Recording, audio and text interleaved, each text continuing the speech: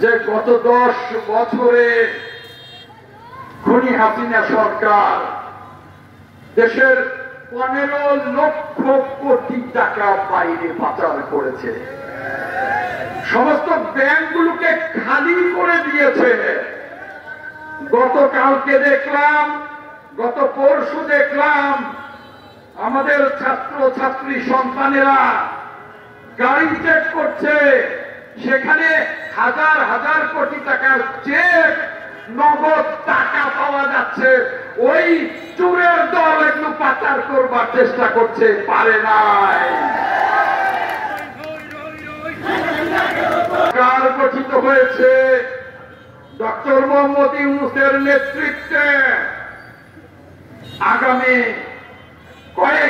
কয়েক মাসের মধ্যে দেখবেন বাংলাদেশের অর্থনীতি ঘুরে দাঁড়িয়েছে। এখন থেকে কোনো টাকা পাচার হবে না, দুর্নীতি হবে না, ব্যাংক লুট হবে না, দখলবাজি হবে না।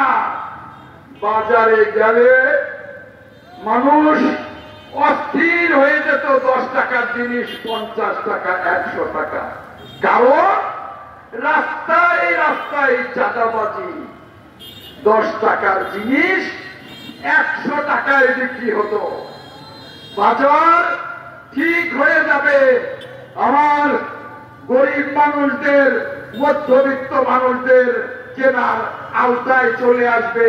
কারণ যে কৃষকেরা বিক্রি করবে, সেই কৃষকেরা সরাসরি যাদের কাছে বিক্রি করবে তারা ভোক্তাদের কাছে বিক্রি করবে। মাঝখানে চাঁদাবাজির আর কোন সুযোগ এই সরকারের আমলে থাকবে না ইনশাআল্লাহ। ইতিমধ্যে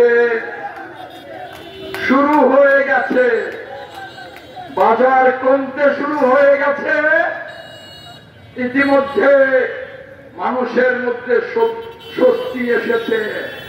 ইতিমধ্যে নির্যাতন বন্ধ হয়ে গেছে। আয়না ঘর থেকে, ওই খুনি হাসিনার আয়না ঘর থেকে বেরিয়ে আসছে।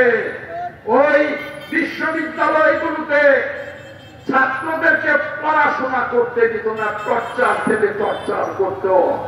টর্চার সেল আমাদের ছাত্র সমাজের নেতৃত্বে ইতিমধ্যেই বন্ধ করবার প্রক্রিয়া শুরু হয়ে গেছে ইনশাআল্লাহ। আপনারা যারা